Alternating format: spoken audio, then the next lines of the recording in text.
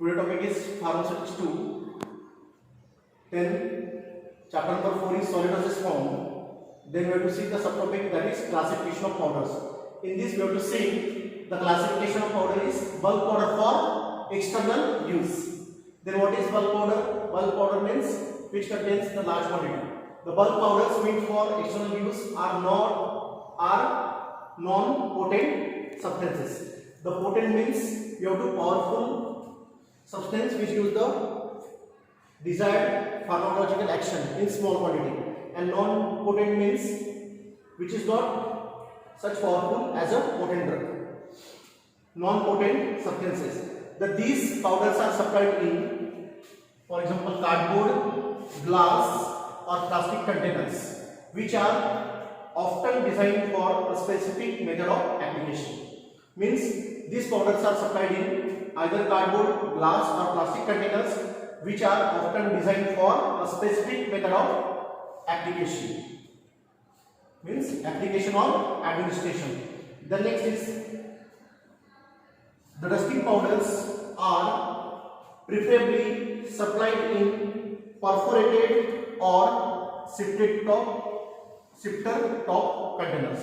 Means the dusting powder is one of the example of bulk powder for external use. These dusting powders are preferably supplied in perforated means and at the top perforated or sifter top containers for the easy application of powder to sprinkle on the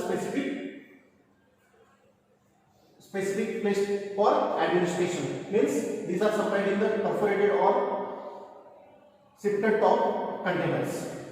The containers should bear a label indicating that the powder is made for external use, because this bulk powder is used for internal use.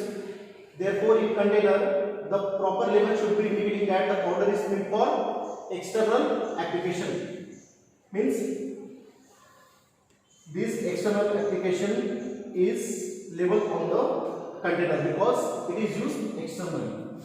The next is the bulk powder which are commonly used for external application are as follows. The first is called as the bulk powders which are commonly used for external applications are as follows. The bulk powder, the first is dusting powders. Dusting powders which are used externally on the wounds of the various actions. Then second is insufflators. Insufflators are used to introduce the powder into the body cavities. And snubs. These snubs are used means inhaled by the nostrils for the decongestion action. And next is the dentifrices. Dentifrices are used to clean the teeth cavities or clean the teeth. So these are the examples of bulk powder for external use, that is dusting powder, insufflations, snubs and dentifrices.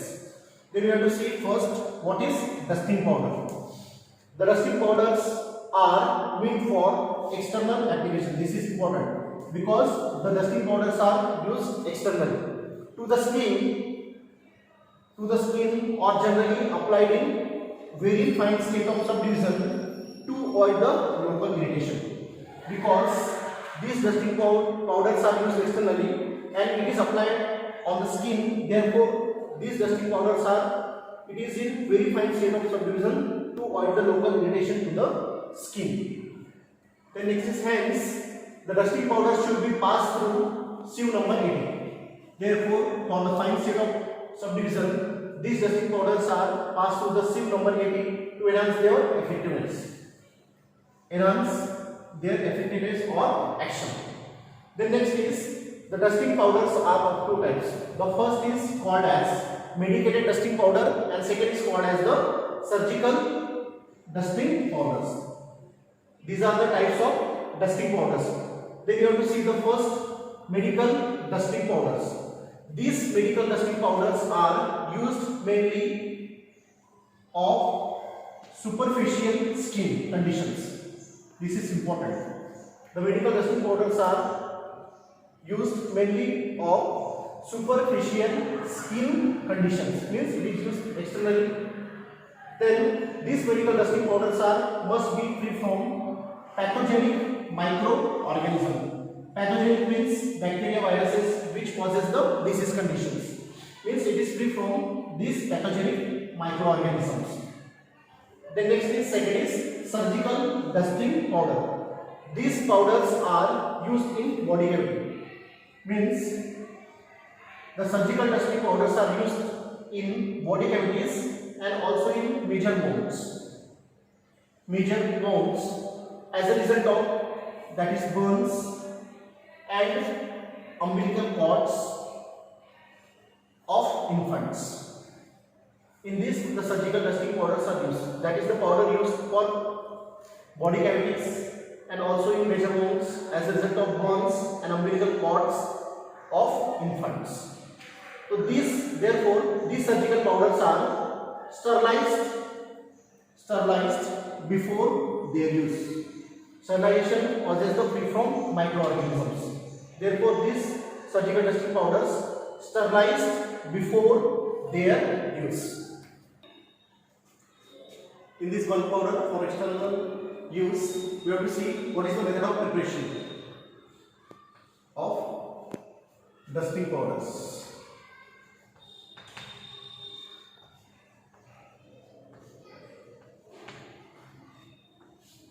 Dusting powders. Method of preparation of the dusting powders. These dusting powders are generally prepared by mixing of 2 or more ingredients. This is the method of preparation of the dusting powder. In this, these dusting powders are generally prepared by mixing of 2 or more ingredients, from one of which must be either starch, talc or kaolin. Either starch, talc or kaolin as one of the ingredient of the formulation. Means these dusting powders are generally prepared by mixing of 2 or more ingredients, and in this, one of which are either that is starch, that is talc or kaolin as one of the ingredient of formulation. Means it contains either starch, either talc or kaolin for the preparation of dusting powder. Then in next, the talc and kaolin are more commonly used because these are chemically inert in nature. These are no action on the dusting powder because these are chemically inert materials, have no action. Therefore, generally the talc and kaolin are more commonly used because these are chemically inert in nature. Then since these ingredients are readily contaminated with the pathogenic bacteria, after preparation it has been contaminated by pathogenic bacteria. Pathogenic means viable. Pathogenic bacteria, therefore these must be sterilized by dry heat method. Therefore, sterilization must be done with the dry heat method, that is the temperature with the help of apparatus hot air oven, that is the temperature 160 degrees centigrade for 2 hours before their use. Therefore, this contamination can be minimized by sterilization by dry heat method of sterilization, that is hot air oven, and the temperature is 160 degrees centigrade for 2 hours before their use. Then next we have to see the containers. The dusting powders are dispensed in sifter top containers. It is a special type of containers for sprinkling of the dusting powder containers, or it is all aerosol containers. It is either supplied in sifter top containers or it is called as supplied in aerosol containers.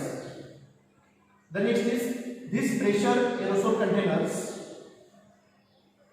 are costlier nature as compared to sifter top containers. Means the pressure aerosol containers are costlier than the sifter top containers, but they are help in easy application of the preparation. But these pressure aerosol containers are used to easy application of the preparation as compared to sifter top containers. Then the dusting powders may also be supplied with powder puff or sterilized gauze pad. Then either these dusting powders may be also applied with, this is important application, applied with the powder puff, with the help of powder puff or sterilized gauze pad. It is the special types of gauze pad which is sterilized in nature. Means application with the help of powder puff or sterilized gauze pad. Then next we have to see the handling of preparation or precaution. What is the precaution to be taken while use the dusting powder? The dusting powder is generally considered to be non-toxic because it contains the non-potent substances to be non-toxic, but the inhalation, but problem occurs during the if it is inhalation, but the inhalation of its fine powder ingredients by infants, especially by in case of infants, may be lead to pulmonary irritation or pulmonary inflammation can occur. Then this precaution to be taken while use the dusting powder. What is the precaution? Because dusting powder is not toxic because it contains the non-potent substances, but inhalation of its fine powder ingredient by infants may lead to pulmonary inflammation. Therefore, so proper care must be taken while handling the preparation, that is dusting powder. And next is the use. The dusting powders mainly used for their antiseptic, act on sepsis, antiseptic, then second astringent, then absorbent action, then antiperspirant against the perspiration, and their antipruritic action.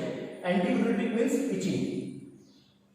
Against the itching, then we have to use the antipruritic dusting powders, means for the action. Then action is dusting powder when used for, then first is antiseptic, then second is astringent, then third is absorbent, especially on the wounds, then antiperspirants, if the perspiration is more, then you use again the perspiration, and last is the antipruritic action.